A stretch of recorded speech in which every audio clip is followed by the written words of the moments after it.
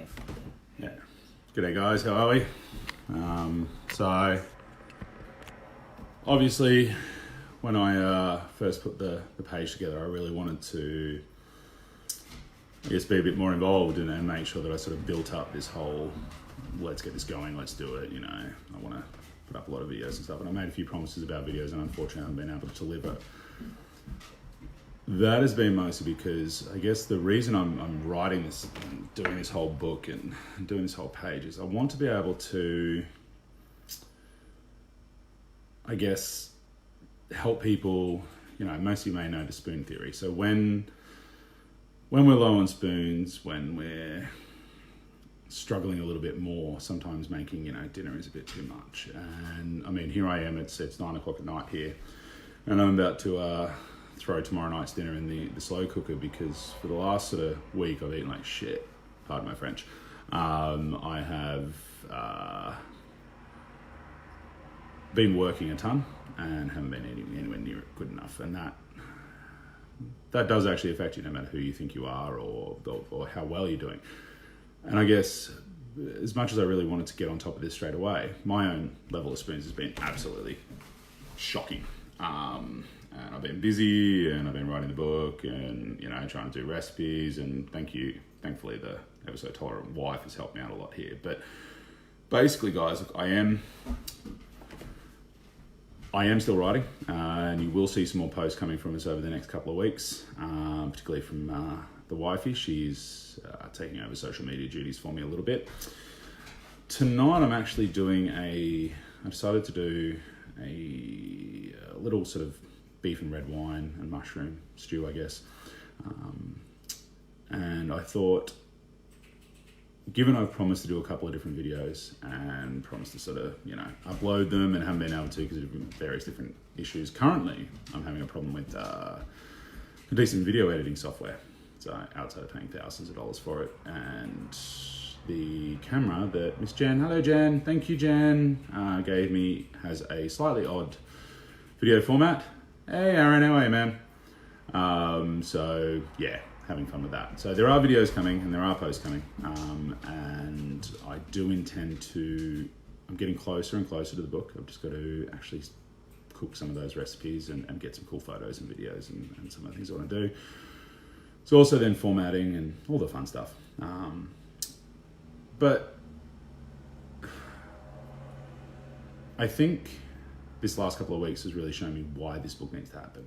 So when I started thinking about the idea of it, initially it was just that so many of us don't know how to cook. So many of us don't know how to eat well. And while I'm no nutritionist and I'm no scientist and I'm no sweet bugger all half the time, yeah, dude, this is just spent 10 hours at the Ekka. Look, it's fantastic, guy. Yeah, 5 days. You know, at my age, like, you know, totally haven't put. Yeah, no, I'm not joking. A few days ago, I had a couple of rough days, and we went to a friend's house for dinner. And I sat down, and they just made this really, really simple pizza, and it was absolutely beautiful. But it got me thinking that I hadn't eaten nigh on anything for about 2 days. Nothing that you consider outside of a couple of, you know, sausage rolls from the service station. And really, that's nowhere near enough. And at the end of eating just some really nice homemade pizza, and we had a couple of wines, we had a bit of a joke, I nearly didn't go that night because of how I felt. When I left, I was absolutely stoked at how much better I felt. And it just sort of reminded me, food, I guess, fuel at the very least. Yeah. The amount of sick people around there at the moment, Aaron, I'm pretty sure there's some sort of new plague growing at the Ekka today.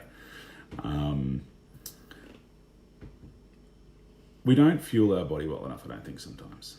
And then when we do think about doing it, the amount of effort required to make a nice meal is sometimes just absolutely too much for us. So when I think about writing this book and what I'm trying to do is to show you guys food isn't hard. It doesn't need to be. So what I'm doing tonight is beautiful little red wine casserole, and it's one of the simplest, most fun things I like to cook. So it's basically, I've got, these were frozen, so it's the offcuts of a whole sirloin. So I've gotten the real nice sort of kind of bits with a bit of fat and a bit of gristle in them, because when you slow cook those, you get a ton of flavour. Hello, Miss Maisie. So obviously my production assistant today is Maisie. She does amazing work and pretty much is, she's the real brains of this outfit. So when it comes to, as far as I'm concerned, making something like a casserole or a stew, you'll have to bear with me because I've done a couple of videos so far and I've agonised over things, and I kind of had this whole fear that I wouldn't be perfect and everything wouldn't be fine. So I figured, you know what, stuff it, I'm going to go live and I'm just going to do it this way, because if I don't do it this way, I'm never going to do it. So here we go. So one of the things I talk about in my book is having a really good heavy base pan, because when you're trying to cook something at high heat for a long while, you need it to be nice and solid. So this is a really good dense bottom pan. Straight onto the heat. I've just put that on high because when you're initially heating things up and cooking things, there is no point, realistically, trying to put food into a cold pan, because all it's going to do is stick like buggery. So, for that beautiful meat, I'm not going to overdo it. Again, what we're talking about is spoons. So if I really wanted to overdo it, and I had the spoons and the energy when it comes to a stew, I would be tossing the meat in seasoned flour, and I'd be, cooking it off in batches, and then I'd be cooking, Now, what you get out of that is absolutely a better product. But I don't have the energy for that tonight. So what I've done is I've got my meat there, it's already cut. I've got some carrot, I'll chop that up. That's Maisie's. Oh, sorry, that's apparently Maisie's carrot.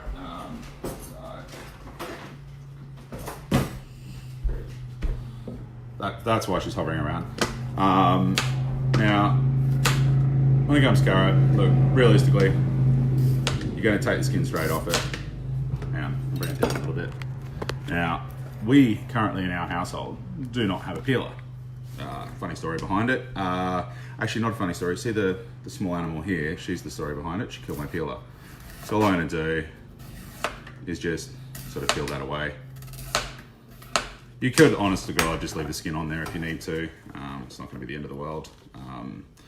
Some will say that carrot peel will sometimes make things a bit more bitter. It absolutely is true, particularly with things like stock where you're leaving in there for a while. Maisie's apparently about to get a big carrot peel.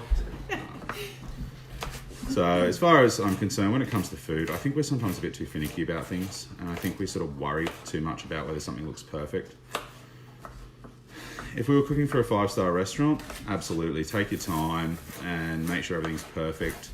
If I wanted to, I can sit there and I can make sure everything's, absolutely spot on. But realistically, what I'm trying to do is, and you all can see it, I'm trying to show that whether or not you have cooked for a year or 10 years or first time cooking, I'm using a nice small knife, which is unfortunately what a lot of people have at home. A lot of people use these really small little paring knives, which I don't like to a point, but I guess I'm going to try and show it the way most people are going to be doing it. I prefer to use something a little bit closer to,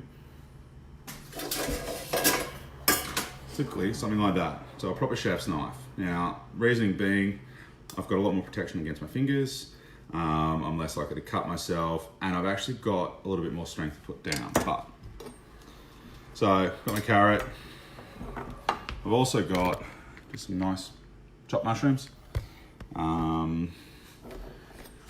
We use spring onion around here because unfortunately my darling partner, the ever so tolerant wifey, is fructose intolerant. So I can't use garlic and onion, which, to be fair, when it comes to being a chef, it was almost make or break as far as marrying the lady, because you take away garlic and onion and why would we even bother? So some spring onion. I've got about sort of 2 stalks of spring onion there. All I'm doing, chopping them up nice and easy. If you are fructose intolerant, spring onion is a really good substitute. A good cup and a half of spring onion will equal about an onion. And what you want to do is actually stop as you start seeing the white become dominant.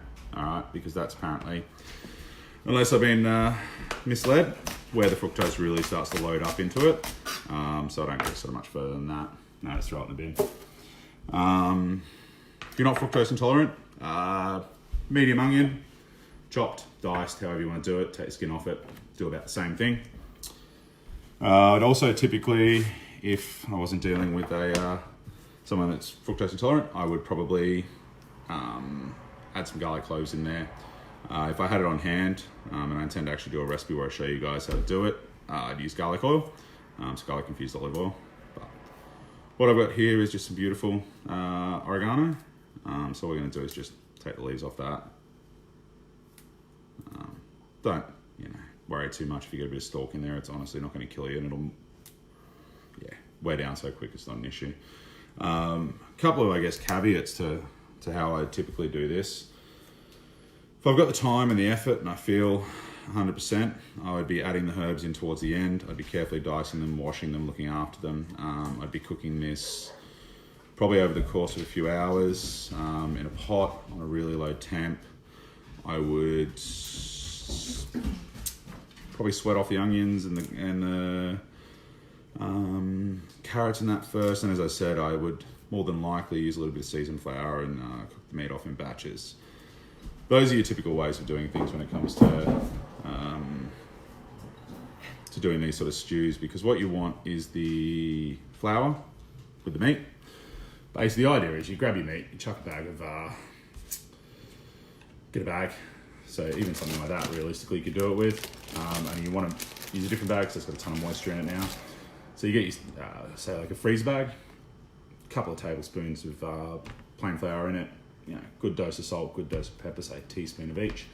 And then you chuck your meat in that, and you're going to sort of move it around. So give the bag a bit of a shake. And the idea is that you're coating the meat in all that flour.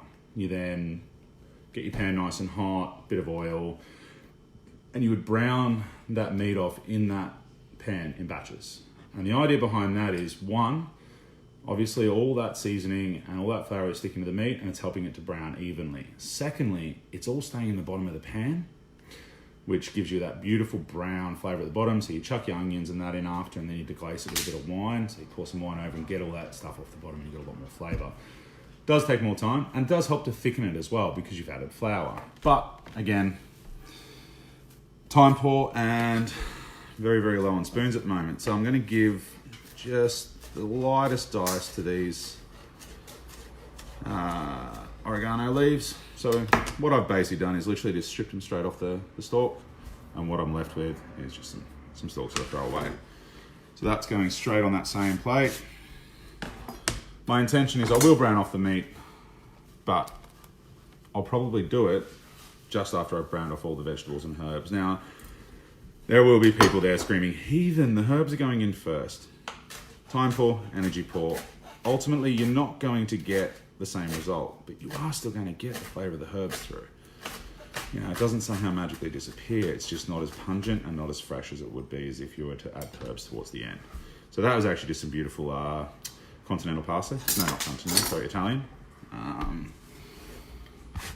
I love parsley. I think parsley goes really, really well with beef. And I think it goes really, really well with mushrooms, which is where we get, what's it called, stroganoff.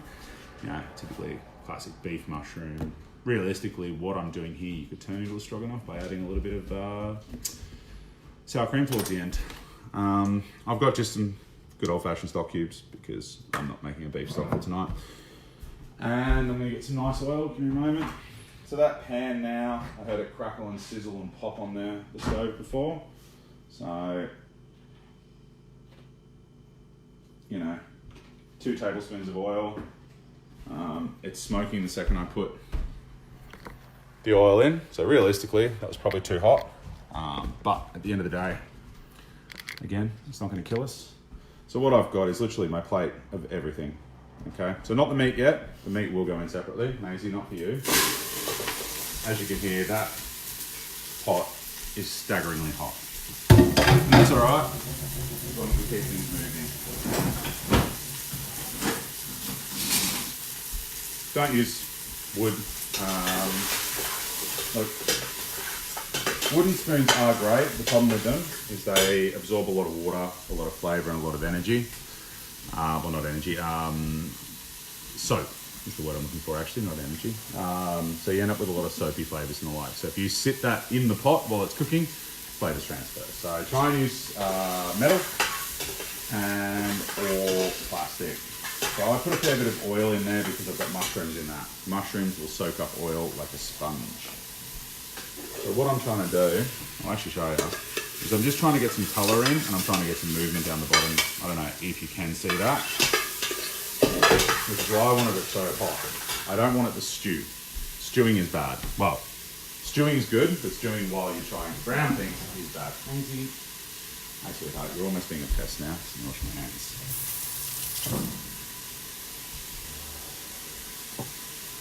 One of the really important things to actually note about this dish is, while I drink the wine, we're going to use red wine in it. So when you're looking at wine and cooking, don't ever use a wine that you wouldn't drink. If a wine isn't something that you find worth drinking, I mean, if you don't drink wine at all, you're still going to get flavours, but don't use a $5 wine in a dish that you want to taste amazing. If that's all you've got, absolutely use it, but try and go for the best possible wine you can get your hands on. Yes, you can. The other problem is often what makes them chewy, Aaron, is the amount of moisture. So it's not so much about overcooking them and they become chewy. They become chewy because they're not cooked enough, or you've added too much moisture. So whether it's been the pan's not hot enough and you've got too many things in there adding steam, moisture, and then you get these kind of spongy, rubbery. I mean, you can see how hot that is. I've got a lot of steam coming off that, a lot of movement. So what I'm going to do now is add all that meat, which will bring that temp down a little bit.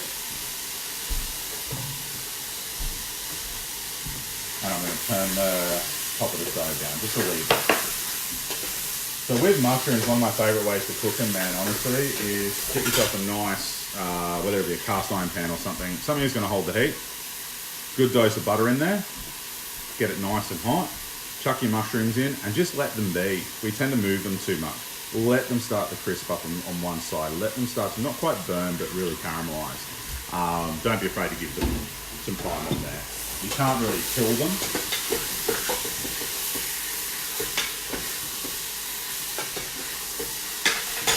So I've actually got, try and keep the labelling away, an amazing bottle of red here. Now I'm probably going to use a good half of that bottle.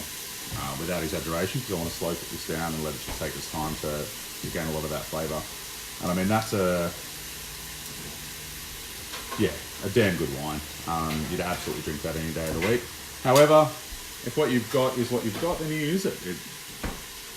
I don't really like using powdered stocks, but for the most part, taking the time to actually make a stock is absolutely ridiculous for your average person. Now, if you were doing a dinner party and you wanted to do something actually special, well, yeah, maybe you might make a nice, beautiful stock. Or if you've got the time aside, you might make a nice stock and, freeze it down and keep it for later. But I don't have that sort of time. So all I'm going to honestly do is I'm going to get all of these bowls.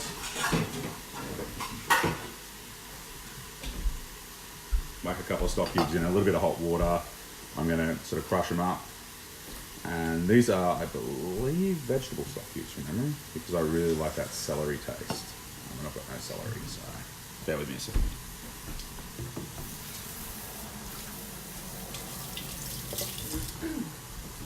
Now with stock cubes, typically, I think on average it's sort of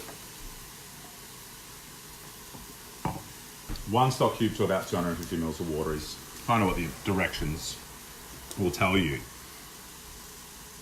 An honest to God question I get asked a lot. Well, I say a lot, but I've been asked enough times to mention it here. How much, I try and add it to that much water and then, the dish is too watery. You can add it to less, just make sure your actual total liquid amount going into the dish is more, otherwise you end up with this real salty mess. So I have a full jar of passata that's also going to go into that. Hello, Miss Melly. How are you? So I've kind of given this beef a good bit of time to start to cook up. And I mean, you're not going to be able to see it because of all the steam, but it's starting to brown right through. It's looking absolutely beautiful, and I've got these really nice little brown sticky bits on the bottom. So the term deglazing, I believe, I'm pretty sure it's French, from memory, it basically is that concept of you're kind of getting all that stuff off the bottom of the pan. So the idea is the pan's nice and hot, you've got all this stuff starting to not burn but stick to the bottom, and you're just using a liquid to kind of drop the temp, and then you start to scrape that away. So the idea is purely all that beautiful flavour that's sitting on the bottom of that, we're going to scrape up. Everyone worries about things burning and sticking while they try and brown things up and the like. Providing you're going to deglaze the pan in some way, that doesn't matter, because that's where all the flavour is. I've then got a really nice little passata, so I'm going to just toss that straight in. So passata is essentially, to my understanding, typically just pure pureed tomatoes, a little bit of salt. Depending on the brand, I believe some passatas, they cook it off slightly first. Mostly going to come across, will most likely just be pureed tomatoes, maybe a bit of salt, preservative and the like. If you had the extra spoons and the extra abilities and the time, you might sit back and sort of create your own tomato base. So, grab some nice tomatoes, cook them off for a little bit, but it's not worth the time at the moment. So once you've got those tomatoes in there, bit of a stir. And that's the good bit. So because I'm going to cook this for quite some time, because it's quite fatty meat, we're going to use a good dose of wine. And by good dose, I mean probably half a bottle. You think about a lot of recipes that we use, they want us to add a lot of stock and a lot of water, particularly those packet recipes. I hate them things, packet mixes and the like. So what they're saying is, use our packet mix and add, a litre of water, and then top it up as you go. Water has its places within cooking, but water has no flavour. So where possible, always use a bit of stock or the like, or add a bit of extra red wine, because ultimately flavour is what we're after. And to be fair, minimal effort is sometimes what we're after. So if I can add a little bit of extra red wine and know it's going to cook off and leave some absolutely amazing flavours, well, get into it. So at the end of the day, what we've got there is some beef, some mushrooms, some nice veggies, a little bit of red wine, a few herbs. I'll probably leave that on the stove top to simmer for the next probably 45 minutes on a good simmer, no lid on it. Just keep an eye on it. If it starts looking like it's sticking at the bottom, add a bit of, whether it be stock, whether it be a little bit more wine, a little bit of water, something to sort of loosen it up a bit. Keep it moving, and then I will honestly probably chuck that over some mash tomorrow night for dinner. And what you've got there is an absolutely amazing dinner. And well, it's only taken me about 20 minutes and it's ready to go. And look, well, for some people that is a bit too much. I am about as exhausted as I can get, and that was still fairly easy to throw together while still nattering away to you lot. I hope to get some more videos up soon, once I can find a bit of editing software, because unfortunately I would love to, for example, be able to show you the finished product of this, but nobody wants to sit here and watch a pot simmer for the next 45 minutes, nor then wait till tomorrow night for me to cook some potatoes. So what I've got to do is find a way to cut and edit a little bit better and spice things together. And while I do that, what I'm going to do is occasionally, I think, pop in and do something like this, even if it's just, showing you parts of. I'm still working on the book. I've got a Irish stew recipe that I'm popping up on the, with the sticking to the bottom. There's two reasons that cause sticking as well, dude. One is heat too low, and two is not moving it and lack of moisture. So they're usually your two biggest issues. I intend to put up, I've got a really nice Irish stew recipe that I absolutely love. So I'm going to whack that up on the page in the next few days, I hope. And the Ever So Tolerant Wifey has also offered to actually translate some stuff if I just sort of dictate it to a sort of recording. So I'll probably get some of those recipes finished up sooner rather than later, because to be honest, I love writing a book and I love cooking, and I actually don't mind doing these videos, but I really hate formatting recipes. I hate it as a chef. I hated writing up, what do you call it, sort of standard menu, standard recipes and the like.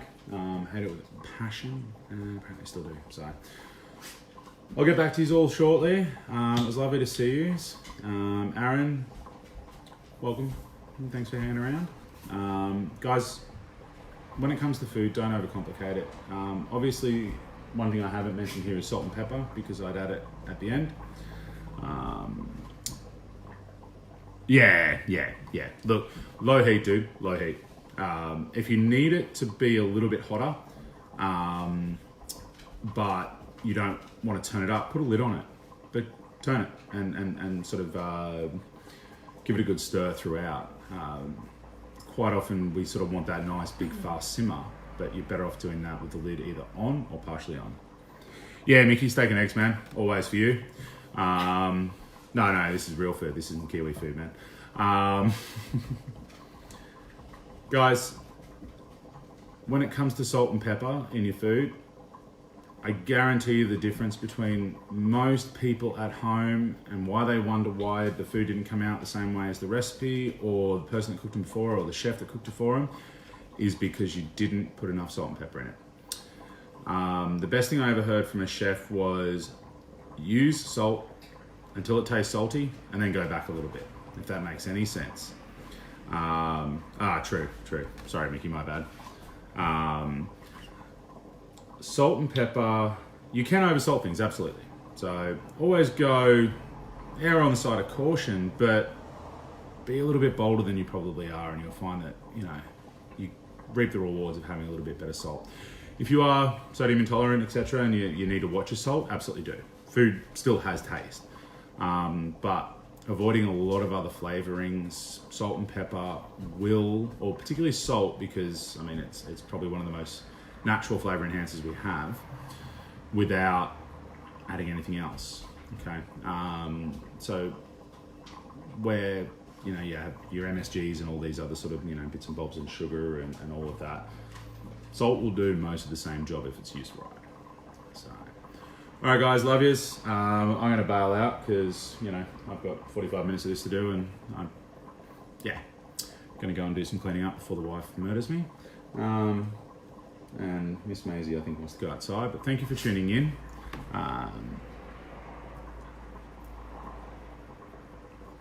Absolutely. Yeah. Pasta just plain and then versus salt and pepper is incredible, dude. So, all right, guys, love yous. I'm going to try and sort of do this every so often, as well as try and actually get some videos up. As I said, we'll see some recipes up soon, and with the help of the Ever So Tolerant Wifey, we'll start having a bit more of a social media presence. I am really hoping to have my book done within the next couple of months, and I know that's a really, really loose time frame, but likely it'll be released as like an ebook on whether it be Google Play or one of those initially, and then I'll probably look at sort of publishing a real version at some point if it actually takes off. All right, guys, thank you very much. Love yous. Obi out.